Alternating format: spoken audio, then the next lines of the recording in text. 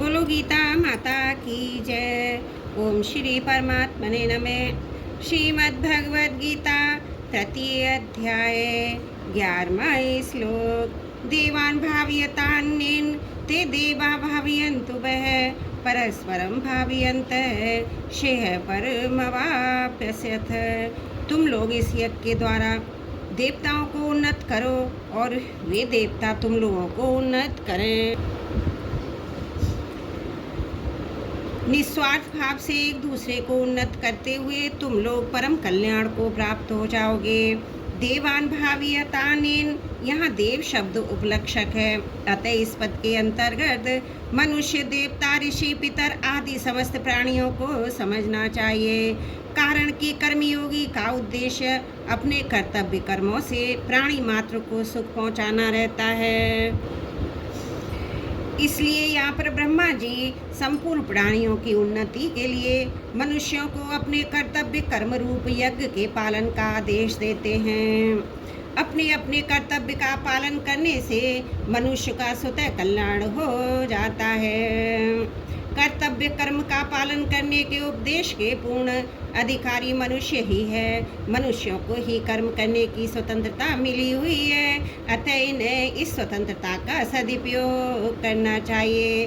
ते देवा भावयन्तु वः, जैसे वृक्ष लता आदि में स्वाभाविक ही फूल फल लगते हैं, परंतु यदि उन्हें खाद और पानी दिया जाए तो उनमें फूल फल विशेषता से लगते हैं। ऐसे ही यजन पूजन से देवताओं की पुष्टि होती है, जिससे देवताओं के काम विशेष न्यायप्रद होते हैं।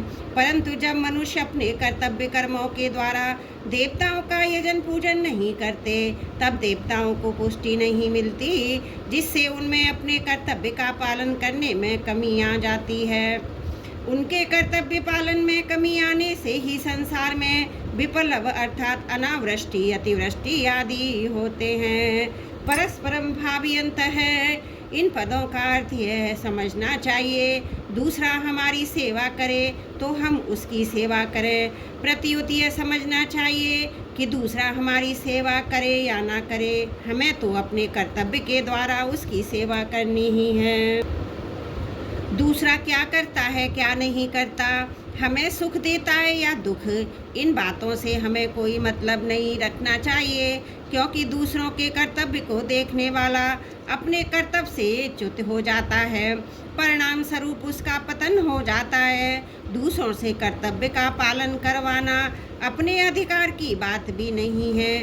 हमें सबका हित करने के लिए केवल अपने कर्तव्य का पालन करना है और उसके द्वारा सबको सुख पहुंचाना है। सेवा करने में अपनी समझ, सामर्थ्य, समय और सामग्री को अपने लिए थोड़ी सी भी बचा कर नहीं रखनी है, तभी जड़ता से सर्वदा संबंध विच्छेद होगा। हमारे जितने भी सांसारिक संबंधी माता पिता, स्त्री, पुत्र, भाई, भौजाई आदि हैं, उन सब की हमें सेवा करनी है। अपना सुख लेने के लिए ये संबंध नहीं है। हमारा जिनसे जैसा संबंध है उसी के अनुसार उनकी सेवा करना, मर्यादा के अनुसार उन्हें सुख पहुंचाना हमारा कर्तव्य है। उनसे कोई आशा रखना और उन पर अपना अधिकार मानना बहुत बड़ी भूल है। हम उनके ऋणी हैं और ऋण उतारने के लिए उनके यहाँ हमारा जन्म हुआ है। अतः निस्वार्थ भाव से उन संबंधियों की सेवा करके अपना ऋण हम चुका दें। ये हमारा सर्वप्रथम आवश्यक कर्तव्य है। सेवा तो हमें सभी की करनी है, परंतु जिनकी हमारे पर जिम्मेवारी है उन संबंधियों की सेवा सबसे पहले करनी चाहिए। शरीर, इंद्रियां, मन, बुद्धि, पदार्थ आदि अपने नहीं है, अपने लिए भी नहीं है, ये सिद्धांत है। अतः अपने अपने कर्तव्य का पालन करने से स्वतः एक दूसरे की उन्नति होती है। कर्तव्यों अधिकार संबंधी मार्मिक बात यह है, कर्मयोग तभी होता है जब मनुष्य अपने कर्तव्य के पालन पूर्वक दूसरे के अधिकार की रक्षा करता है। जैसे माता पिता की सेवा करना पुत्र का कर्तव्य है और माता पिता का अधिकार है, जो दूसरे का अधिकार होता है वही हमारा कर्तव्य है। अतः प्रत्येक मनुष्य को अपने कर्तव्य पालन के द्वारा दूसरे के अधिकार की रक्षा करनी है। दूसरे का कर्तव्य नहीं देखना, दूसरे का कर्तव्य देखने से मनुष्य स्वयं कर्तव्यच्युत हो जाता है, क्योंकि दूसरे का कर्तव्य देखना हमारा कर्तव्य नहीं है। तात्पर्य है कि दूसरे के हित करना है हमारा कर्तव्य है, दूसरे का अधिकार है। यद्यपि अधिकार कर्तव्य के ही अधीन है, तथापि मनुष्य को अपना अधिकार देखना ही नहीं है, प्रत्युत अपने अधिकार का त्याग करना है। केवल दूसरे के अधिकार की रक्षा के लिए अपने कर्तव्य का पालन करना है। दूसरे का कर्तव्य देखना अथवा अधिकार जमाना लोक और परलोक में महान पतन करने वाला है।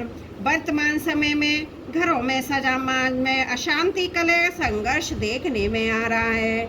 उसमें मूल कारण यही है, लोग अपने अधिकार की मांग तो करते हैं पर अपने कर्तव्य का पालन नहीं करते। इसलिए ब्रह्मा जी देवताओं मनुष्यों को उपदेश देते हैं, एक दूसरे का हित करना तुम लोगों का कर्तव्य है। श्रेय परम वापस्यस्थ प्राय ऐसी धारणा बनी हुई है।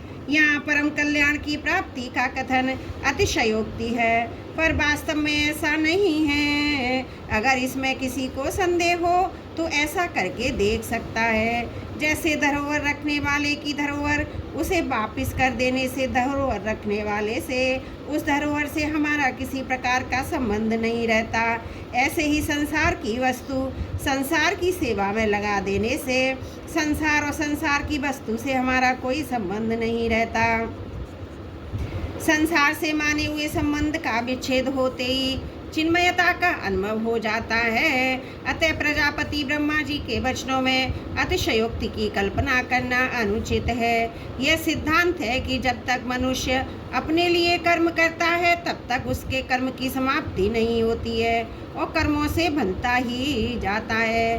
कृतकृत्य वही होता है जो अपने लिए कभी कुछ नहीं करता। अपने लिए कुछ भी नहीं करने से पाप का आचरण भी नहीं होता, क्योंकि पाप का आचरण कामना के कारण ही होता है। अतः अपना कल्याण चाहने वाले साधक को चाहिए कि शास्त्रों की आज्ञा के अनुसार फल की इच्छा और आसक्ति का त्याग करके कर्तव्य कर्म करने में तत्पर हो जाए, फिर कल्याण तो स्वतः सिद्ध है।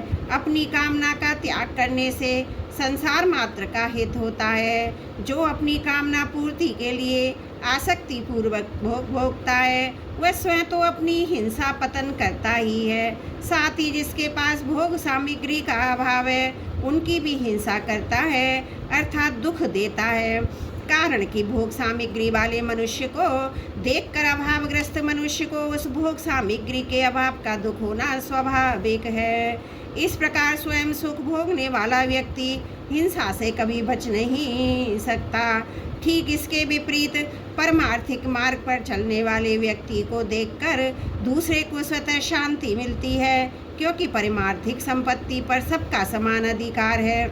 निष्कर्ष ये निकला कि मनुष्य कामना आसक्ति त्याग करके अपने कर्तव्य कर्म का पालन करता रहे तो ब्रह्मा जी के कथानुसार वह परम कल्याण को अवश्य प्राप्त हो जाएगा, इसमें कोई संदेह नहीं है। यहाँ परम कल्याण की प्राप्ति मुख्यता से मनुष्य के लिए ही बताई गई है, देवताओं के लिए नहीं। कारण कि देव योनि अपने कल्याण करने के लिए बनाई गई है। मनुष्य जो कर्म करता है उन कर्मों के अनुसार फल देने, कर्म करने की सामग्री देने तथा अपने अपने शुभ कर्मों का फल भोगने के लिए देवता बनाए गए हैं।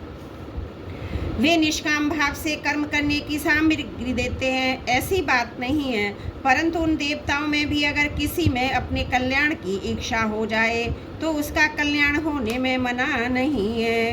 अर्थात अगर कोई अपना कल्याण करना चाहे तो कर सकता है। जब पापी से पापी मनुष्य के लिए भी अपना उद्धार करने की मनाही नहीं है तो फिर देवताओं के लिए तो अपना उद्धार करने की मनाही कैसे हो सकती है। ऐसा होने पर भी देवताओं का उद्देश्य भोग भोगने का ही रहता है, इसलिए उनमें प्राय अपने कल्याण की इच्छा नहीं होती है। त्रुटियों के लिए क्षमा प्रार्थी हूँ। 11वां श्लोक समाप्त। वसुदेव सुतं देवं कंस चारुण मर्दनम देवकी परमानंदम कृष्णं वंदे जगत् गुरु